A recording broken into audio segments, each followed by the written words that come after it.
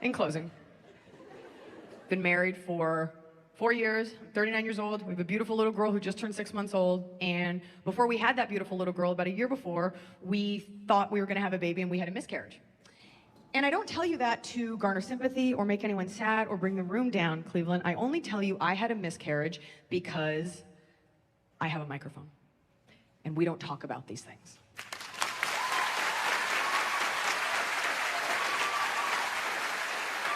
And I'm not embarrassed about it. And maybe if we did talk about these things, maybe if we normalized these discussions, maybe if all discussions about women's bodies weren't hidden under a stack of cash, under a Bible, under a federal building, maybe...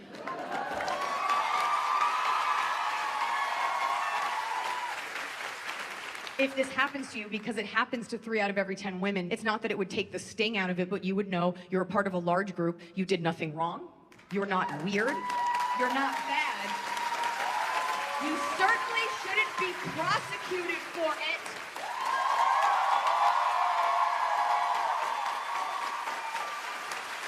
And you'll be okay.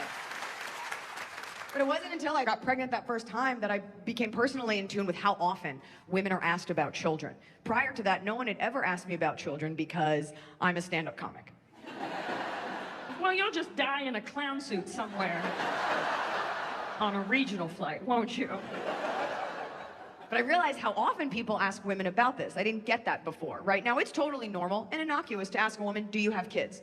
That's an okay thing to ask because we'll call it traditional. Someone had kids, it's why we're all in this room, right? It's totally traditional for 2 humans, regardless of gender, to put their bodies together and then, through means of sex, science, or trade,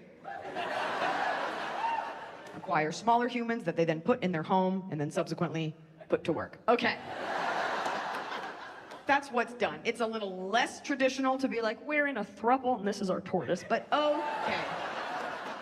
However, you ask a woman, do you have kids? And she says no. If she doesn't continue that conversation, that's not her in need of prompting. Do you want kids? She has her answer. She was just drawing a boundary. There's no more information. We have to be okay with that. She has her answer, and she's thought a lot about it, and it's very personal to her, and that answer is somewhere in the realm of, yes, we actually do have kids. They're weird looking. Yes, we want them. Yes, we're working on it. We're fucking real hard. We're not sure. It's expensive. Something's wrong with me. More likely, something wrong with him. We don't know. Unclear. Future's uncertain. Come back later. Or, fuck no, we love our tortoise. Whatever the answer is. Whatever the answer is, I promise you her answer is never that she forgot, and thank God she ran into you at the dry cleaners.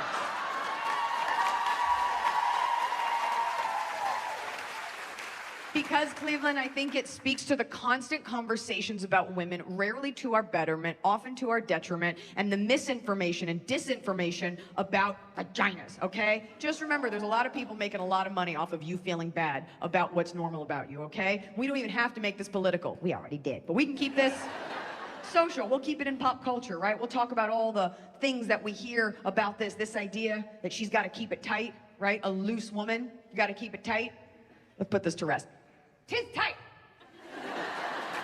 It's tight.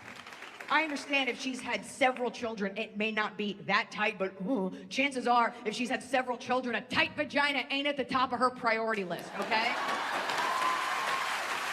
It's tight enough. Work your pelvic floor for your own health, but it's tight enough. Let's put it this way, gentlemen. It's tight enough for you and your 5 inches of fury, okay? Which is plenty. What's making women feel so insecure? How tight do you need it, boys? What are you, fucking a dolphin blowhole? You're fine. All right?